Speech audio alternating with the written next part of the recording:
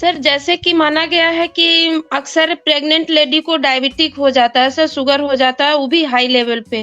तो इसका यूज कर सकते हैं हम? देखिए, हमने क्लियर मेंशन किया है। तो सर पता, लेकिन सर इसको लेना कैसे है, जी इन समय कैसे लेना है? Right sir.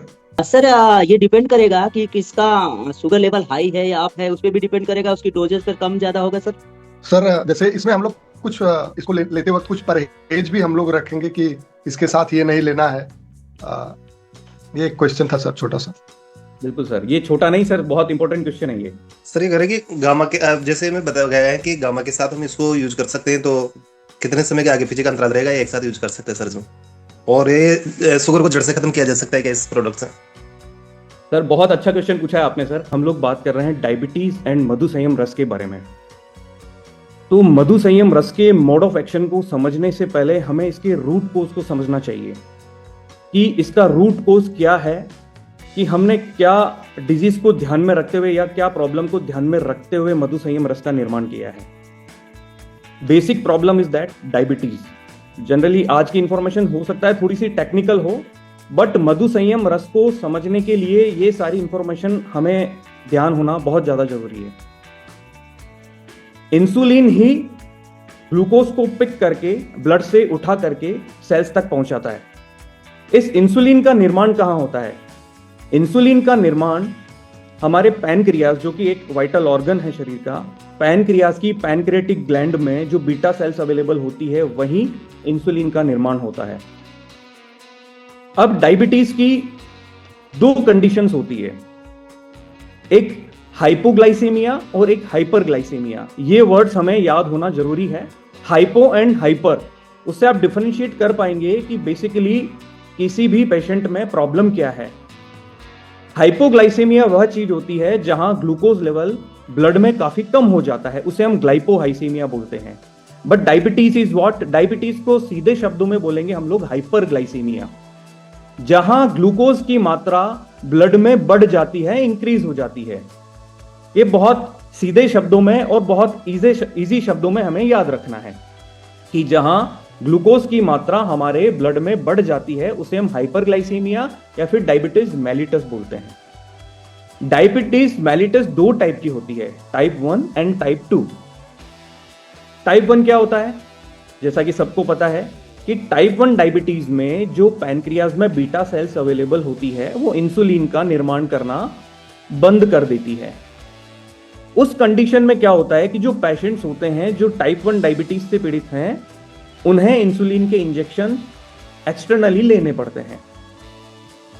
अब ये किन को इफेक्ट करती है? ये सबसे ज्यादा इफेक्ट करती है चिल्ड्रन को और यूथ को, और बहुत बड़ा रीजन है कि ये एक जनरेशन से दूसरे जनरेशन में भी ट्रांसफर होती है। ये सबसे बड़ा रीजन है। अब हम आते हैं टाइप 2 डायबिटीज पे। टाइप 2 डायबिटीज में क्या होता है? आपके शरीर में इंसुलिन का निर्माण तो बराबर हो रहा है, बट फिर भी ग्लूकोज का लेवल बढ़ा हुआ है। इसके पीछे के क्या रीजन है? इंसुलिन का निर्माण बराबर हो रहा है, बट फिर भी ग्लूकोज लेवल बढ़ा हुआ है। Keep in mind that. इसके पीछे का सबसे बड़ा रीजन यह है कि जो इंसुलिन ग्लूकोज को पिक करके सेल्स तक पहुंचाता है यूटिलाइज होने के लिए एनर्जी में, वो सेल्स देखिए ओवर कैपेसिटी पे तो काम नहीं कर सकती है, वो एक लिमिटेड मात्रा में ही उस ग्लूकोज को एक्सेप्ट कर सकती है, एब्जॉर्ब कर सकती है।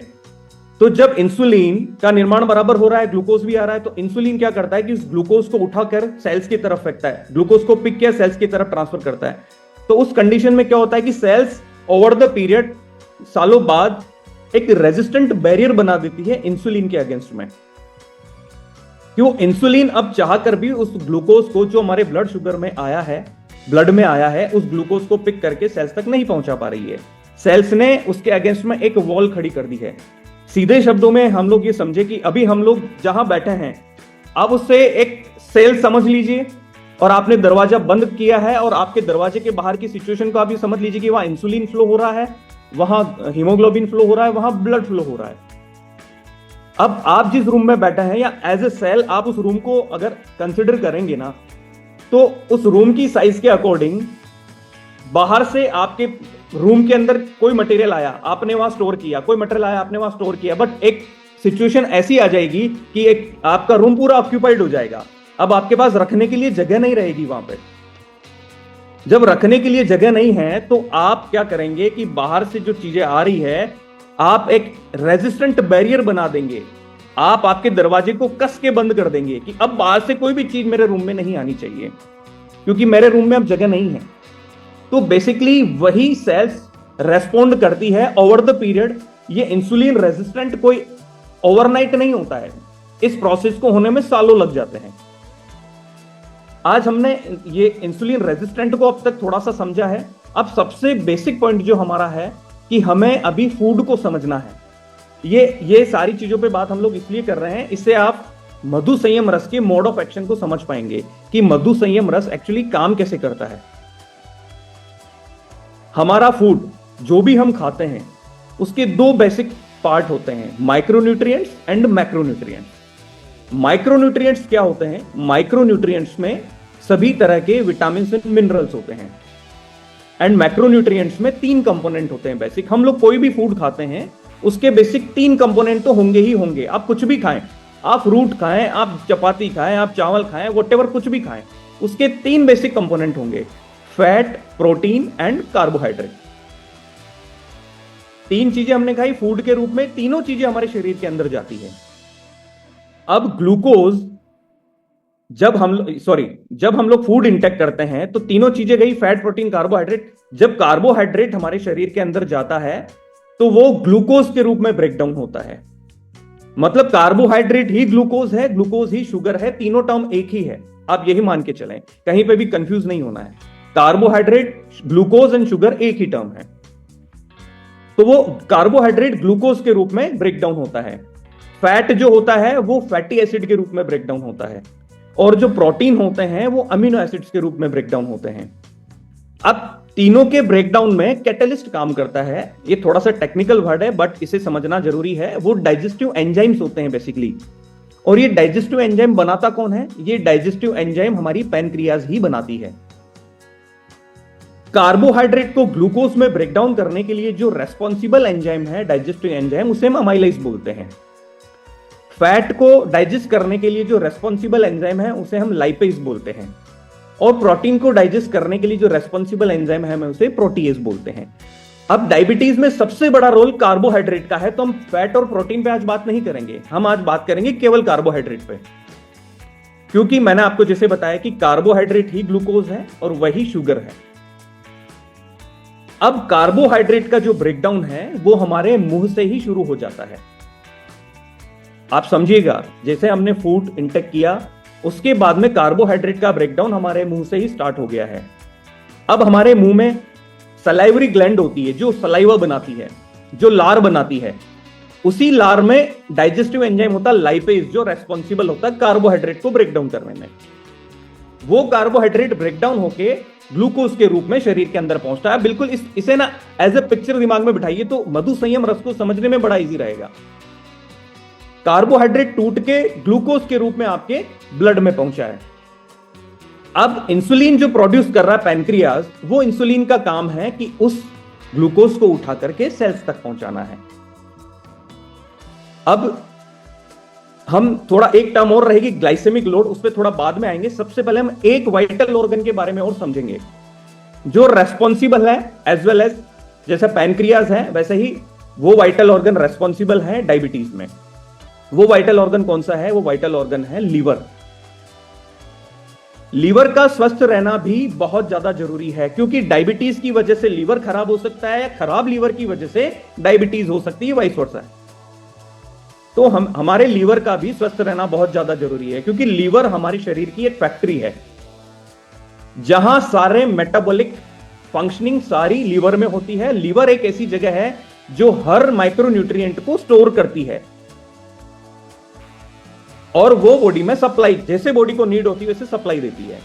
तो हमने जैसे कार्बोहाइड्रेट खाया, उसका डाइजेस्टिव सिस्टम में जाके डाइजेशन हुआ, तो उसकी जो नेक्स्ट प्रोसेस रहेगी वो मेटाबॉलिज्म रहेगी कि हमने ग्लूकोज तो खाया, अब ग्लूकोज यूटिलाइज कैसे होगा, ग्लूकोज कन्वर्ट कैसे होगा, ग्लूकोज एनर्जी में कैसे कन्वर्ट होगा। ग्लूकोज के एनर्जी में कन्वर्ट होने वाले प्रोसेस को ही हम लोग मेटाबॉलिज्म बोलेंगे। वो मेटाबॉलिज्म का प्रोसेस लीवर में होता है। हमने कोई भी चीज खाई, वो ब्लड में जैसे ब्रेकडाउन होके ब्लड में आई, उसके बाद में वो डायरेक्ट बॉडी को सप्लाई नहीं हो जाएगी। उसके बाद में वो जो डाइजेस्ट हो गया है वो ब्लड के थ्रू लीवर में जाएगा, और जो अनडाइजेस्टेड कंपोनेंट है वो स्टूल के थ्रू बाहर आ जाएंगे। जो काम की चीज है वो ब्रेकडाउन हो चुकी है, वो ब्लड के थ्रू लीवर में जाएगी। लीवर एक ऐसा ऑर्गन है जो सबसे पहले जो भी कंपोनेंट आया है लीवर के अंदर उसे इंस्पेक्ट करेगा, उसे डिटॉक्सिफाई करेगा, उसे मेटाबोलाइज करेगा, उसे ब्रेक डाउन करेगा। इस चीज को बहुत ध्यान से समझना है हमें कि लीवर जो ग्लूकोज या एमिनो एसिड्स ब्रेकडाउन हुए हैं शरीर के अंदर, ग्लूकोज जो ब्रेकडाउन हुआ है डाइजेस्टिव सिस्टम में, अब वो एनर्जी में कन्वर्ट होने के लिए अब लीवर का रोल रहता है। तो लीवर का स्वस्थ रहना भी हमारे लिए उतना ही जरूरी है। अब क्या होता है कि जैसे जैसे अब डायबिटीज होने की बहुत सारी स्टेजेस हैं। जब डायबिटीज होने लगती है और डायबिटीज का पता चलता है किसी पेशेंट को, तब तक तो उसकी 20% आई विजन तो चला गया होता है, और उसके बाद में उसके शरीर में इंसुलिन का रेजिस्टेंट बढ़ने लगता है कि सेल्स ने ग्लूकोज को एक्सेप्ट करना कम कर दिया है, या फिर इंसुलिन के अगेंस्ट में एक रेजिस्टेंट बैरियर बना दिया है। और कार्बोहाइड्रेट को मैंने समझाया कि कार्बोहाइड्रेट ग्लूकोज में ब्रेकडाउन होकर जाता है, इंसुलिन उसे सेल्स तक पहुंचाता है, वो सारी चीजें। अब बेसिकली क्या होता है कि जब हम लोग लेबोरेटरी डायग्नोसिस के लिए जाते हैं तो HbA1c का टेस्ट हम लोग कराते हैं, जिसे ग्लाइकेटेड हीमोग्लोबिन A1c बोलते हैं हम लोग, जो 5 से 7% की रेंज में तो नॉर्मल होता है, 7 से 8% की रेंज में प्री डायबिटीज रेंज में आता है, और मोर देन 8% वो डायबिटीज की रेंज में आता है। हमने डायबिटीज को समझ लिया है, हमने लीवर के फंक्शनिंग को समझ लिया है, हमने प्रॉब्लम को समझ लिया है। क्या इस प्रॉब्लम का समाधान इस प्रकृति में अवेलेबल है, प्राकृतिक रूप से अवेलेबल है? इसे समझना बहुत ज्यादा जरूरी है। सारी समस्याओं का और सारी हेल्थ रिलेटेड जितनी भी प्रॉब्लम्स हैं उन सभी समस्याओं का समाधान प्रकृति में अवेलेबल है। प्रकृति से यूटिलाइज करना हमें आना चाहिए। हमें पता है कि डायबिटीज में करेला काम करेगा, हमें पता है जामुन काम करेगा, क्योंकि बहुत सारी इंफॉर्मेशन अवेलेबल है, हमें सब कुछ पता है, बट हमें यह पता नहीं है कि जामुन का कौन सा एक्टिव कंपोनेंट काम करेगा। हमें यह पता नहीं है कि करेले का कौन सा एक्टिव कंपोनेंट काम करेगा। हमें यह पता नहीं है कि मेथी सीड का कौन सा एक्टिव कंपोनेंट काम करेगा और कैसे काम करेगा। हमें तो लोगों ने बोल दिया है कि जामुन खा लो भाई, डायबिटीज में बड़ा बेनिफिशियल है। हमें बोल दिया एलोवेरा पी लो, हमें बोल दिया आंवला पी लो, बट उसके पीछे साइंटिफिक रीजंस क्या हैं? क्या साइंटिफिक इवोल्यूशंस हैं जिसकी वजह से ये सारी हर्ब्स जो मधु संयम रस में यूज हुई है वो बेनिफिशियल है इंसुलिन रेजिस्टेंट को रोकने के लिए, पैनक्रियाज की हेल्थ को स्टिमुलेट करने के लिए। उसके पीछे बड़े साइंटिफिक रीजंस हैं। सबसे पहले तो मैं बताना चाहूंगा कि मधु संयम रस को बनाने के लिए हमने ये इंग्रेडिएंट्स ही क्यों यूज किए हैं। इसके पीछे की टर्म को समझिएगा आप, glycemic index and glycemic load. ये एक बहुत बेसिक टर्म है और सभी को पता होनी चाहिए कि हम लोग कोई भी फूड खाते हैं तो सबका एक जीआई इंडेक्स होता है, ग्लाइसेमिक इंडेक्स होता है, और उसमें protein, fat, carbohydrate, fibre and water की मात्रा होती है। ठीक है, उससे हम लोग कैलकुलेशन करते हैं पीएफ वैल्यू का। अब किसी भी इंग्रेडिएंट का ग्लाइसेमिक लोड निकालने के लिए हम लोग यूज करते हैं glycemic index and PF value. अब एक डायबिटिक पेशेंट के लिए आइडियल ग्लाइसेमिक लोड कितना होना चाहिए कि उसे इंटेक करना है बीटा सेल्स को भी रीजनरेट करने के लिए? वैसे तो इंफॉर्मेशन बोलती है, साइंस बोलती है कि बिलो 100 होना चाहिए, और हम तो बोलते हैं कि बिलो 25 होना चाहिए, जिससे कि बीटा सेल्स भी रीजनरेट हो, बीटा सेल्स की हेल्थ में इंप्रूवमेंट हो, पैनक्रियाज हेल्थ में इंप्रूवमेंट हो। तो वो ग्लाइसेमिक लोड भी 25 से बिलो होना चाहिए। ये बहुत इंपॉर्टेंट टर्म है, क्योंकि हमारी डाइट में जितना ग्लाइसेमिक लोड बढ़ेगा उतनी ही हमारी बीटा सेल्स की ग्लाइसेमिक लोड हैंडलिंग कैपेसिटी कम होती जाएगी, बीटा सेल्स डेड होती जाएगी। जितना कार्बोहाइड्रेट हम लोग मेजर क्वांटिटी में खाएंगे उतना ग्लाइसेमिक लोड हमारे शरीर में जाएगा और बीटा सेल्स की ग्लाइसेमिक लोड हैंडलिंग कैपेसिटी कम होती जाएगी। तो हमें ऐसा क्यों करना है? हमने इस चीज का जो निदान निकाला है कि हमने जो इंग्रेडिएंट यूज किए हैं उनको बहुत साइंटिफिकली इवेल्यूट किया है कि उनकी ग्लाइसेमिक लोड काफी कम होना चाहिए उसके बाद में जो हमने आपको जो सारी प्रॉब्लम्स बताई है और जो एक डायबिटिक पेशेंट खुद समझते हैं कि उनके शरीर में प्रॉब्लम क्या है, कि इंसुलिन ने रेजिस्टेंट बैरियर बना दिया है, सॉरी सेल्स ने रेजिस्टेंट बैरियर बना दिया है, इंसुलिन इनएक्टिव हो गया है, इंसुलिन को उसकी एक्टिविटी बहुत वीक हो गई है ग्लूकोज को पिक करने की, तो glycemic load must be less than 25। तो हमारे जितने भी इंग्रेडिएंट्स हैं उनका ग्लाइसेमिक लोड लेस देन 25 है, जिसे हमने कैलकुलेट किया है with the help of glycemic index and PF value. PF value is the sum of fat, protein and fiber. Fiber जिस इंग्रेडिएंट में होगा उसकी पीएफ वैल्यू भी कम आएगी। अब देखिए हमारे पास जितने भी इंग्रेडिएंट हैं सब रिच सोर्स ऑफ फाइबर है, रिच सोर्स ऑफ फाइबर है, इनमें रिच एंटीऑक्सीडेंट हैं। अब ये एक टेक्निकल टर्म हम लोग यूज करेंगे, उसे हम बोलते हैं कि पॉलीफिनॉल्स। इन सभी में पॉलीफिनॉल पाया जाता है, वो क्योंकि हमारे शरीर में जो ऑक्सीडेटिव स्ट्रेस होता है उसे कम करते हैं। थोड़ा सा टेक्निकल है अगेन। ऑक्सीडेटिव स्ट्रेस क्या होता है कि जो इंसुलिन फ्री फ्लो कर रहा है, हमने जो देखा है कि रेटिनोपैथी जो होती है, जो आई की जो सेल्स होती है जो बहुत वीक होती है, ऑलरेडी बहुत थिन होती है, जो फ्री रेडिकल इंसुलिन जो as a free radical flow कर रहा है वो आपकी आई की सेल्स को भी डैमेज कर देता है। तो इस वजह से रेटिनोपैथी होती है। तो वो फ्री रेडिकल्स को स्टिमुलेट करना, उन्हें कम करना, ऑक्सीडेटिव स्ट्रेस को कम करना, उसके लिए हमें क्या चाहिए? एंटीऑक्सीडेंट चाहिए। ये सारे ingredients rich source of antioxidants हैं। जैसा कि मैंने आपको बताया कि हमने ये सारे इंग्रेडिएंट्स नॉर्मली नहीं पिक कर लिए हैं, हमने इनको स्टडी किया है और हमने इनके इफेक्ट्स को देखा है कि इनके जो एक्टिव कंपोनेंट है, जो फाइटोमॉलिक्यूल्स है, जो फाइटोन्यूट्रिएंट्स हैं, वो कैसे काम करते हैं डायबिटीज के लिए, इंसुलिन रेजिस्टेंट में। जैसे सबसे पहला इंग्रेडिएंट हम लोग पिक करें तो जामुन का जो एक्टिव कंपोनेंट है वो जंबोसाइन है एंड एंथोसाइनिन है। ये क्या करता है, इसका जो एक्टिव कंपोनेंट होता है वो हमारी सलाइवा में, जो मैंने आपको पहले बताया था कि हमारी सलाइवा में एक डाइजेस्टिव एंजाइम बनता है, उसे हम अमाइलेज बोलते हैं, जो कार्बोहाइड्रेट को ब्रेक डाउन करता है। जामुन का वही एक्टिव कंपोनेंट उसी अमाइलेज को ब्लॉक कर देता है। उसको ब्लॉक करने से क्या होता है कि कार्बोहाइड्रेट का ब्रेकडाउन बहुत स्लो हो जाता है और बहुत स्लो रेट पे वो ग्लूकोज में कन्वर्ट होता है। जब आपके शरीर में ग्लूकोज कम मात्रा में जाएगा तो इंसुलिन को भी उतना ही काम करना पड़ेगा और इंसुलिन उतना ही ग्लूकोज उठा के सेल्स तक बनाए, तो धीरे धीरे सेल्स अपना रेजिस्टेंट बैरियर खत्म करेगी इंसुलिन को लेकर।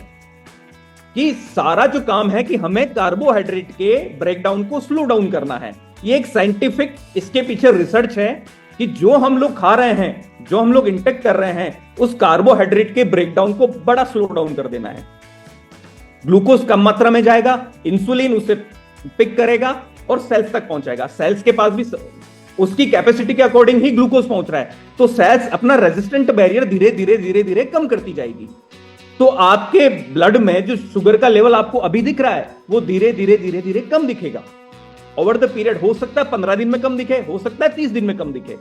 ये मैं फास्टिंग शुगर की भी बात कर रहा हूं, ये मैं पीपी शुगर की भी बात कर रहा हूं, एज वेल एज HbA1c, जो ग्लाइकेटेड हीमोग्लोबिन A1c होता है, उसकी वैल्यू भी आपकी, अगर आप डायबिटिक हैं तो आप प्री डायबिटिक रेंज में आएंगे और अगर आप प्री डायबिटिक रेंज में हैं तो आप नॉर्मल रेंज में आएंगे, क्योंकि आपने क्या किया कि कार्बोहाइड्रेट के ब्रेकडाउन को स्लो डाउन कर दिया है। और जो सेल्स की जो बैरियर बनी है, सेल्स ने जो बैरियर बनाया है, सेल्स ने अपना बैरियर हटा दिया है, धीरे धीरे कम किया है। तो इंसुलिन ने ग्लूकोज पिक करके सेल्स में ट्रांसफर कर दिया, वही ग्लूकोज सेल्स यूटिलाइज करेगी एज एन एनर्जी। देखिए कार्बोहाइड्रेट एज ए फ्यूल काम करता है हमारे शरीर के अंदर। अगर हमारे शरीर में कार्बोहाइड्रेट नहीं है तो हमें एनर्जी नहीं मिलेगी। अगर ग्लूकोज कम मात्रा में हो जाएगा ना तो हमें बहुत ज्यादा दिक्कतें होगी। तो ग्लूकोज तो होना जरूरी है, बट एक सर्टेन लिमिट तक, जितना कि इंसुलिन उसे पिक करके सेल्स तक पहुंचाए, सेल्स उसे वो रेजिस्टेंट बैरियर ना बना पाए। राइट नाउ नेक्स्ट कंपोनेंट है हमारा एलोवेरा। एलोवेरा में जो एक्टिव कंपोनेंट होते हैं वो पॉलीसैकेराइड्स, ग्लूकोमेनन, एसमेनन, यह भी एंटीऑक्सीडेंट होते हैं और यह भी आपके ग्लूकोज लेवल को मेंटेन करते हैं और पैनक्रियाज की हेल्थ को भी स्टिमुलेट करते हैं। नेक्स्ट बहुत इंपॉर्टेंट है आंवला। हमने सबने सुना है, हमें पता है, हर व्यक्ति को पता है कि it's a rich source of vitamin C. Again it's a rich source of fiber. Again it's a rich source of polyphenols, flavonoids and tannins. जो टैनिन कंटेंट है, हमने आंवला यूज किया है, बट आंवला का जो एक्टिव कंपोनेंट है, फाइटोन्यूट्रिएंट है, हमने टैनिन यूज किया है। क्यों? उसी टैनिन का यूज है कि वो अगेन कार्बोहाइड्रेट के ब्रेकडाउन को स्लो डाउन करेगा और इंसुलिन को स्टिमुलेट करेगा, पैनक्रियास को स्टिमुलेट करेगा, उसी ग्लूकोज को पिक करके सेल्स तक पहुंचाएगा। सेल्स धीरे धीरे अपनी एक्टिविटी बहुत अच्छे से इंसुलिन के अगेंस्ट में करेगी, इंसुलिन को अच्छे से रेस्पॉन्ड करेगी और इंसुलिन अच्छे से ग्लूकोज को सेल्स तक पहुंचा पाएगा और वो ग्लूकोज यूटिलाइज होकर एनर्जी में कन्वर्ट होगा। तो सारे कंपोनेंट इसी तरीके से काम करते हैं। अगेन नेक्स्ट जो कंपोनेंट है हमारा मेथिसीड। मेथिसीड में सॉल्यूबल फाइबर होता है और इसका एक्टिव कंपोनेंट ट्राइगोनेलिन होता है। ठीक है, यह भी आपके डाइजेस्टिव सिस्टम को या डाइजेस्टिव प्रक्रिया को थोड़ा स्लो कर देता है, ब्लड शुगर को धीरे धीरे कम करता है। टाइप 2 डायबिटीज में हम समझ रहे हैं ना कि इंसुलिन रेजिस्टेंट बन चुका है, तो वो सारी प्रक्रियाओं पे ये सारे इंग्रेडिएंट काम करते हैं। तो हम मधु संयम रस में एक आम इंग्रेडिएंट नहीं ऐड करके हमने फाइटोन्यूट्रिएंट्स ऐड किए हैं, फाइटोमोलिक्यूल्स ऐड किए हैं, जो बहुत अच्छे तरीके से एक्टिवली रेस्पॉन्ड कर सके, एक्टिवली सेल्स को उस तरीके से बूस्टअप कर सके कि वो ग्लूकोज को एक्सेप्ट करें और अपना इंसुलिन रेजिस्टेंट बैरियर को खत्म करें। यही फाइटोमोलिक्यूल्स आपको शरीर में ऑक्सीडेटिव स्ट्रेस को भी कम कर रहे हैं और बाकी जो दूसरी प्रॉब्लम्स भी हो रही है, लीवर के स्वास्थ्य को भी अच्छे से बना के रख रहे हैं। राइट, अब हमने ये कर ली सारी थ्योरेटिकल बातें। ठीक है, इसके पीछे एविडेंस क्या है? थ्योरेटिकल बात नहीं है। वैसे तो नॉर्मली जो मार्केट में चल रहा है वो ऐसे चल रहा है कि हमने आमला डाल दिया, मेथी डाल दिया, ये डाल दिया, बट हमने तो सारे फाइटोन्यूट्रिएंट्स डाले हैं, फोर्चो डाले हैं। अब ये सारी बातें तो हमने कर ली, अब इसके पीछे का एविडेंस क्या है हमारे पास में? सर एविडेंस तो पेपर पे आते तभी सब लोग ट्रस्ट करते हैं ना सर, जब लोगों को फायदा पहुंचता है तभी ट्रस्ट होता है ना सर। तो हमने 90 डेज का क्लिनिकल ट्रायल कंडक्ट करा है 70 पेशेंट्स पे। 70 पेशेंट्स पे सिंगल आर्म क्लिनिकल ट्रायल हम लोगों ने रन करा है। ये प्रोसेस काफी टाइम से चल रहा है हमारा। हमने इंटरनल ट्रायल्स भी रन किए हैं, हमने क्लिनिकल ट्रायल्स भी रन किए, जो रैंडम पेशेंट्स हम लोगों ने पिक किए, जिन्हें हम नहीं जानते हैं, वो रैंडम पेशेंट्स इंडिया के हर कोने से हम लोगों ने पिक किए हैं, सैंपल्स गए हैं और क्लिनिकल ट्रायल के ये सारा एक CTRI के अंडर में सारा रजिस्ट्रेशन हुआ है और क्लिनिकल ट्रायल कंडक्ट कराया हम लोगों ने। तो ये है सर प्रैक्टिकल इंफॉर्मेशन और प्रैक्टिकल रिजल्ट्स सामने, कि जहां हमने HbA1c के रिजल्ट्स को 20%, 18 to 20% तक सुधारा है। ये 30 डेज का मैं अगर एक रिजल्ट की बात करूं तो 7 से 4 पेशेंट का जो हमने फॉलोअप लिया था, तो उनके एलोपैथिक मेडिसिन भी डॉक्टर ने बंद करने के लिए बोल दिए थे। Allopathic medicine is what? Metformin. Metformin के नुकसान क्या है सर? मेटफॉर्मिन आप लेंगे, एक छोटी सी गोली लेंगे, अगेन वो कार्बोहाइड्रेट के ब्रेकडाउन को स्लो डाउन करेगा, ग्लूकोज में धीरे से स्लो करेगा, धीरे से ब्रेकडाउन करेगा। बट मेटफॉर्मिन का नुकसान यह है कि वो लीवर जो स्टोर कर रहा है ग्लूकोज को, तो वो उस प्रोसेस को बंद कर देगा, उससे आपकी सेल्स टिश्यूज को डैमेज होगा। हम ये किसी से कंपेयर नहीं कर रहे हैं, बट ये सच्चाई है, ये साइंटिफिकली प्रूवन है कि ये मेडिसिन से ये नुकसान होते हैं। But what we are doing, हमने HbA1c के लेवल को 18 to 20% तक कम किया है, हमने फास्टिंग प्लाज्मा को 26% तक कम किया है और हमने PP ग्लूकोज को 32% तक कम किया है, जो कि अपने आप में बहुत अच्छे और जबरदस्त रिजल्ट्स हैं। और यह 90 दिनों तक चलने वाला क्लिनिकल ट्रायल था, जिसमें किसी भी पेशेंट को कोई साइड इफेक्ट नहीं हुआ। इवन उनकी लाइफस्टाइल में बहुत सुधार हुआ, उन्होंने भी कुछ चेंजेस किए। देखिए, सबसे पहला पॉइंट ये कि food is the first line of health care. अगर हमारा फूड अच्छा होगा तो हम लोग, और हमारी लाइफस्टाइल अच्छी होगी तो हम लोग किसी भी बीमारी से निजात पा सकते हैं। तो एक बेसिक नॉलेज और एक डिसिप्लिन, वो अगर हम लोग फॉलो करेंगे तो हम किसी भी बीमारी से, कोई भी बीमारी, उससे निजात पा सकते हैं। प्रॉपर नेचुरल मेडिकेशंस हमारे लिए बहुत ज्यादा जरूरी है।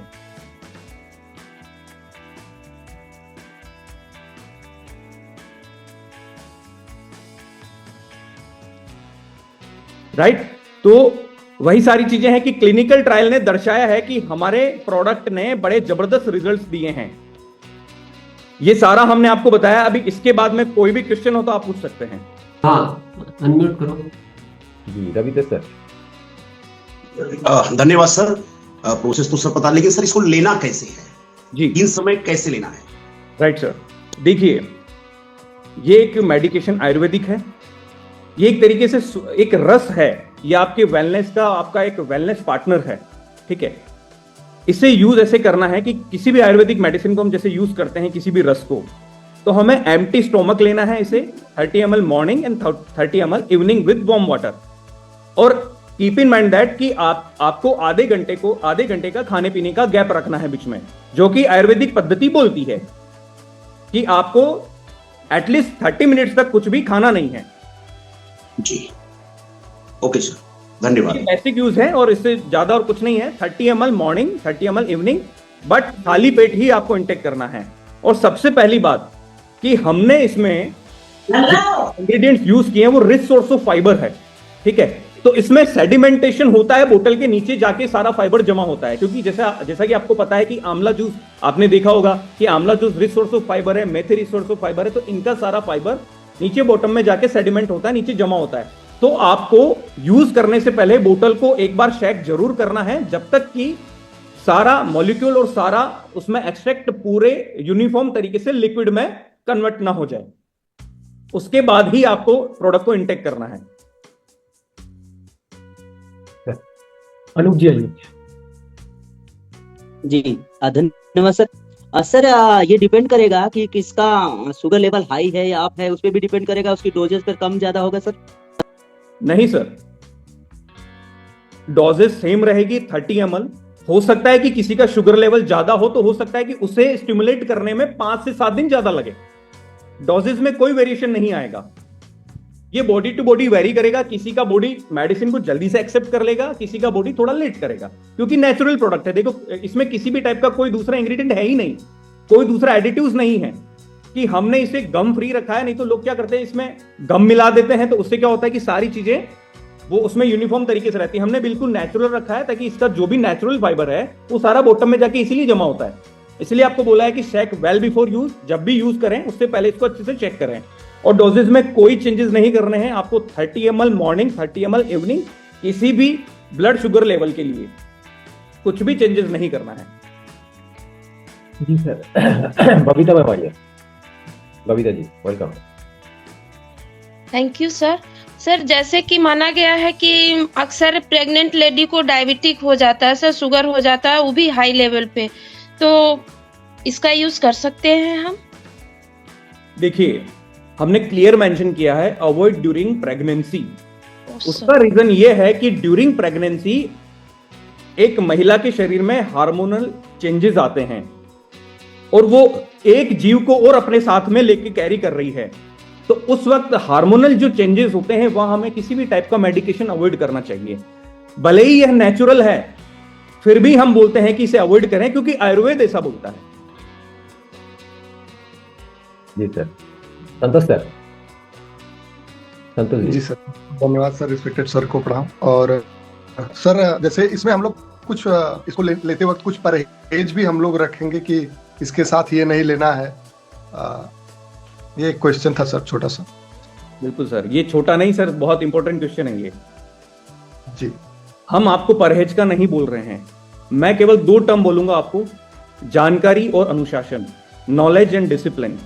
आपकी लाइफस्टाइल को बहुत अच्छे से मैनेज करना है आपको, ठीक है।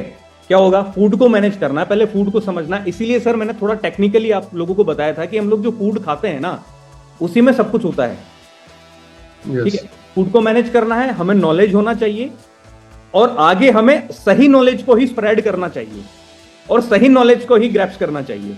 और हमें हमारी लाइफस्टाइल में एक प्रॉपर डिसिप्लिन को एडॉप्ट करना ही करना है, परहेज नहीं करना है। बट जब भी आप डोजेज लें तो उसके साथ में आप ये जरूर ध्यान रखें कि आधे 1 घंटे तक या फिर एटलीस्ट 30 मिनट तक कुछ भी दूसरी चीज इंटेक ना करें।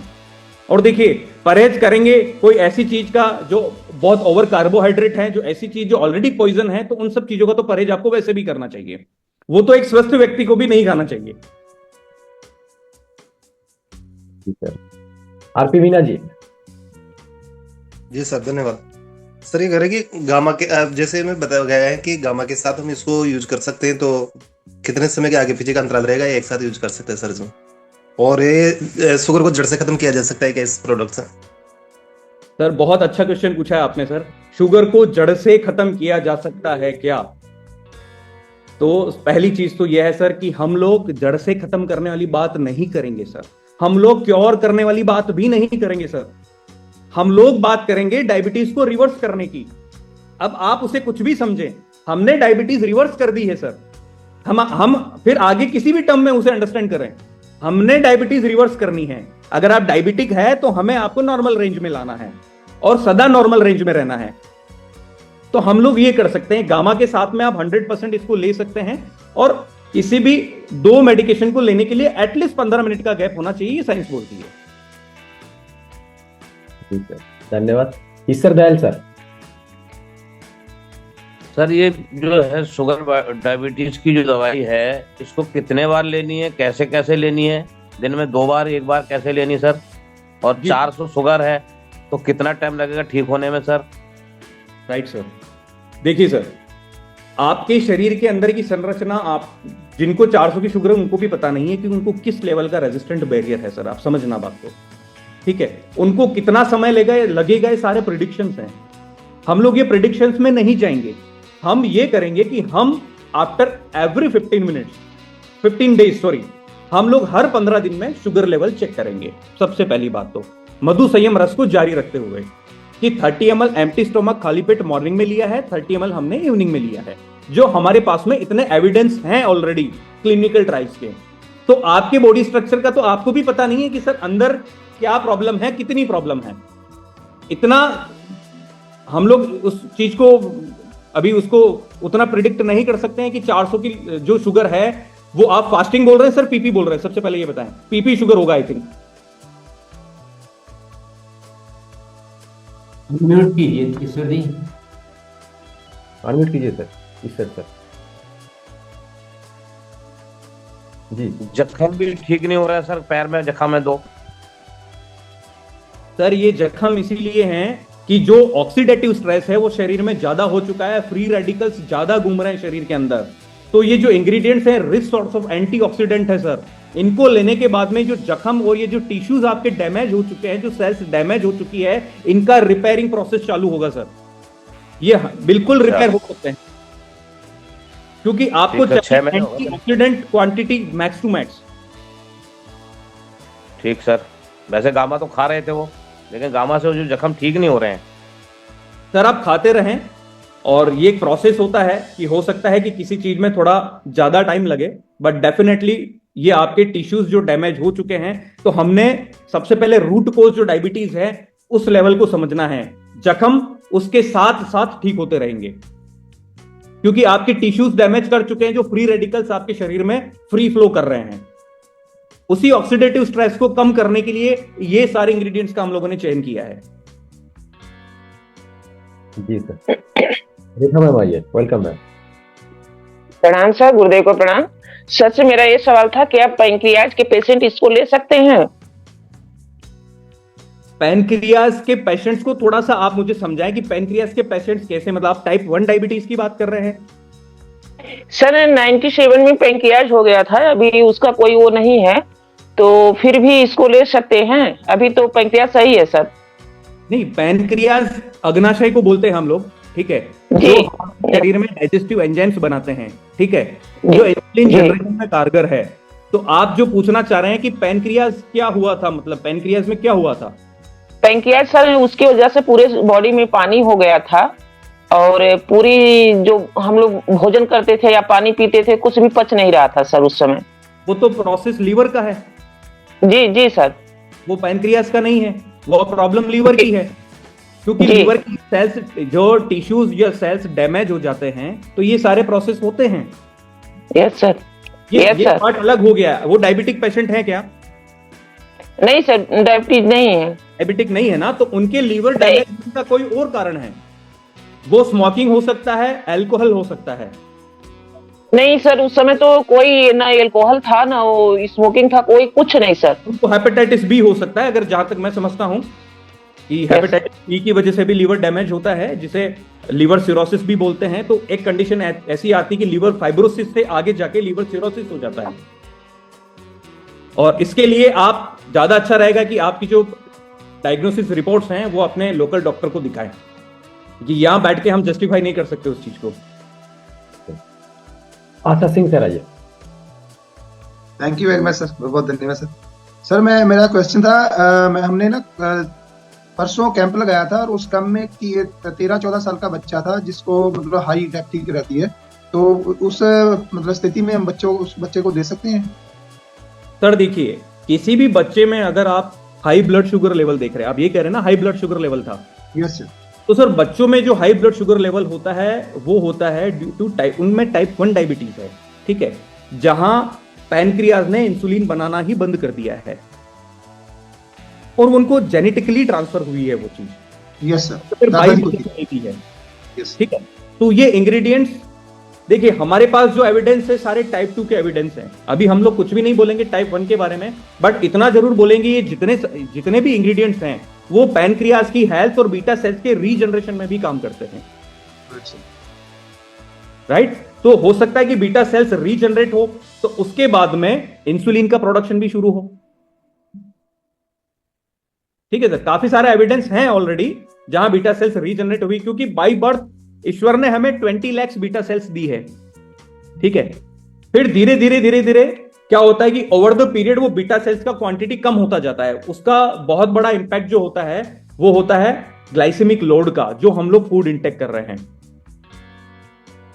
तो बीटा सेल्स को रीजनरेट करने के लिए भी ये इंग्रेडिएंट्स का बहुत बड़ा रोल है, बट हम लोग इसमें कोई क्लेम नहीं कर रहे हैं टाइप 1 डायबिटीज में। But we have sufficient evidence in type 2 diabetes, जहां सेल्स ने इंसुलिन के लिए रेजिस्टेंट बैरियर बना दिया है। उसको हम लोग बिल्कुल दावे के साथ कह सकते हैं वहां काम कर रहा है प्रोडक्ट। ठीक है, आनंद सर आइए। आनंद कुमार जी। क्या स्वस्थ व्यक्ति इसको ले सकते हैं? आज जो व्यक्ति इंसुलिन का सुइया ले रहे हैं क्या करेंगे सर? सर स्वस्थ व्यक्ति को डेफिनेटली लेना चाहिए, क्योंकि स्वस्थ व्यक्ति कब प्री डायबिटिक की पोजीशन में चला जाएगा, कब डायबिटिक की पोजीशन में चला जाएगा, कोई कह नहीं सकता है। स्वस्थ व्यक्ति को बिल्कुल लेना चाहिए, क्योंकि जैसा कि मैंने आपको बताया, अगेन मैं रिपीट कर रहा हूं, ये सारे ingredients rich source of fibre है, रिच सोर्स ऑफ एंटीऑक्सीडेंट्स हैं। आपके शरीर में ड्यू टू योर फूड बहुत सारे फ्री रेडिकल्स होते हैं, तो उन्हें शांत करना जरूरी होता है, नहीं तो वो ऑक्सीडाइज होकर आपकी सेल्स को डैमेज करना शुरू कर देते हैं। तो स्वस्थ व्यक्ति को भी यह प्रोडक्ट लेना चाहिए और उसके कोई साइड इफेक्ट्स नहीं है, उल्टे फायदे ही हैं।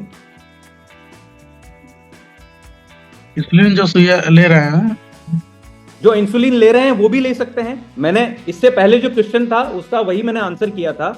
जो इंसुलिन ले रहे हैं, जैसे कि बच्चे भी इंसुलिन लेते हैं, जो टाइप 1 से पीड़ित हैं, जहां बीटा सेल इंसुलिन नहीं बना रही है, तो वो बच्चे भी इंसुलिन लेते हैं और वो पेशेंट इंसुलिन लेते हैं।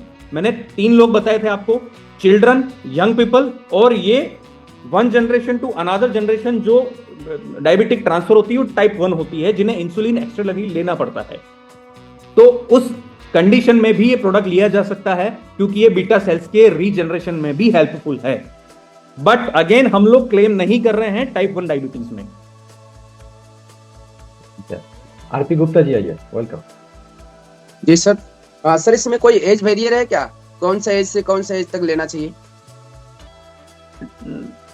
देखिए, वैसे तो अगर हम बात करें तो हमने जो प्रोडक्ट डिजाइन किया है वो हमने एडल्ट्स के लिए किया है, राइट जी। तो हम लोग यही चाहेंगे कि जो 15 साल से ऊपर की आयु वाले लोग हैं वही इसका सेवन करें। Okay sir. जी, प्रशांति मैम आइए। सर धन्यवाद सर। मेरा डायबिटीज है, मैं गामा के साथ दवाई ले रही हूँ, तो इसको लेने से पहले दवाई को छोड़ देना ना, तीनों को लेना चाहिए? दवाई भी ले रहे हैं आप? जी। देखिए, इस कंडीशन में आपको क्या करना है, आपको पैरेलल में तीनों चीजें शुरू करनी है, ठीक है। आपको इफेक्ट दिखना शुरू होगा, उसके बाद में आपका डिसीजन रहेगा कि आपको दवाई छोड़नी है कि नहीं छोड़नी है। आपका मन खुद कहने लगेगा कि आपको क्या छोड़ना है। हर व्यक्ति उस चीज से दूर भागता है और नेचुरल इंग्रेडिएंट्स यूज करना चाहता है। अगर आपको नेचुरल इंग्रेडिएंट्स फायदा पहुंचा रहे हैं तो आप किसी और चीज के पीछे क्यों जाएंगे? कलाप्राण सर। सर मेरा सर से 2 सवाल था। एक सवाल का मुझे मिल गया जवाब। जैसे टाइप 1 डायबिटीज के लिए सर ने बोल दिया कि यहाँ पे बैरियर नहीं है सर, लेकिन उनको अगर हाई ग्लाइसेमिक इंडेक्स प्रोडक्ट खिला के जो एडल्ट हैं तो उनको देने से क्या उनका टाइप 1 डायबिटीज भी तो कुछ ना कुछ तो हो सकता है सर? पहला question. Sorry, type 1 high glycemic index क्यों देना है? नहीं सर, हाई ग्लाइसेमिक इंडेक्स जो फूड है उनका उसको कम करा के अगर हम इसको दें तो काम तो कर सकता है सर। बट टाइप 1 डायबिटीज में आपकी बीटा सेल्स ऑलरेडी डेड हो चुकी है। ये चीज तो पहले ध्यान रखने की होती है जब हम लोग शुरू से लो ग्लाइसेमिक इंडेक्स का फूड इंटेक करें। जब आपकी बीटा सेल्स डैमेज हो चुकी है तो उसे रीजनरेट करने के लिए, उस रीजनरेशन प्रोसेस के लिए आपको नेचुरल इंग्रेडिएंट्स का सहारा लेना पड़ेगा। और उससे पहले तो सबको पता है कि इंसुलिन के इंजेक्शन लेने ही पड़ते हैं, क्योंकि शरीर को एनर्जी चाहिए ना। शरीर एनर्जी लेगा कहां से? बिल्कुल। अगर इंसुलिन नहीं है तो वो ग्लूकोज सेल्स में ट्रांसफर नहीं हो पा रहा है। तो हमें अगर इमीडिएट इंसुलिन चाहिए तो इमीडिएट इंसुलिन के लिए तो क्या होगा? इंजेक्शन होगा, क्योंकि इंजेक्शन क्या होता है? डायरेक्ट ब्लड में पहुंच जाता है, उसका इमीडिएट इफेक्ट होता है। ये एक थ्योरी है फर्स्ट पास मेटाबॉलिज्म की, कि हमने कोई भी, आप समझना इस चीज को, हमने कोई भी मेडिसिन ली है तो सबसे पहले वो हमारे डाइजेस्टिव सिस्टम में जाके उसके बाद में वो लीवर में जाती है। ये चीज मैंने आपको बताई थी, वो मेटाबॉलिज्म प्रोसेस है। लीवर उसे इंस्पेक्ट करता है, डिटॉक्सिफाई करता है, ब्रेक डाउन करता है। ठीक है, तो हमने कोई दवाई ली तो सबसे पहले लीवर के थ्रू होके गुजरेगी। लीवर उसे इंस्पेक्ट करेगा कि ये टॉक्सिन है तो उसे डिटॉक्सिफाई कर देगा, वो काम की चीज है, तो फिर बॉडी में स्प्रेड करेगा उसे। तो इंजेक्शन इसलिए लिया जाता है कि तुरंत ब्लड में पहुंच जाता है और लीवर की फंक्शनिंग को बाईपास कर दिया जाता है, तो इमीडिएट इफेक्ट दिखता है। दूसरा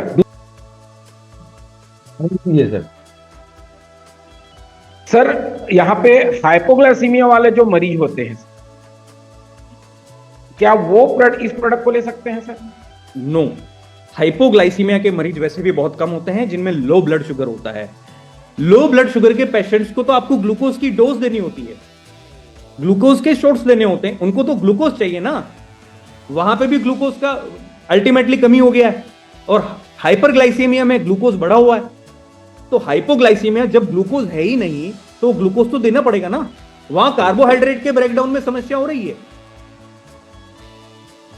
आप समझ रहे हैं बात को? डाइजेस्टिव सिस्टम भी बिगड़ा हुआ है, तो वहां ग्लूकोज के डायरेक्ट शॉट्स दिए जाएंगे हाइपोग्लाइसीमिया की कंडीशन में, क्योंकि हमारे इंग्रेडिएंट्स का जो चयन किया है हमने वो सभी ग्लूकोज लेवल को कम करने वाले हैं। उनका सबका प्रॉपर्टी हाइपोग्लाइसीमिया वाला है। अगर हम हाइपोग्लाइसीमिया के पेशेंट को भी हाइपोग्लाइसीमिया का मेडिसिन दे देंगे तो ब्लड शुगर लेवल तो और डाउन हो जाएगा ना। चलिए इतकार भी, हम थोड़ा सभी से माफी चाहूंगा क्योंकि अभी टाइम होने वाला है तो हम सबके प्रश्न आज नहीं लिख पाएंगे, लेकिन इसका सत्र हम बाद में और रखेंगे।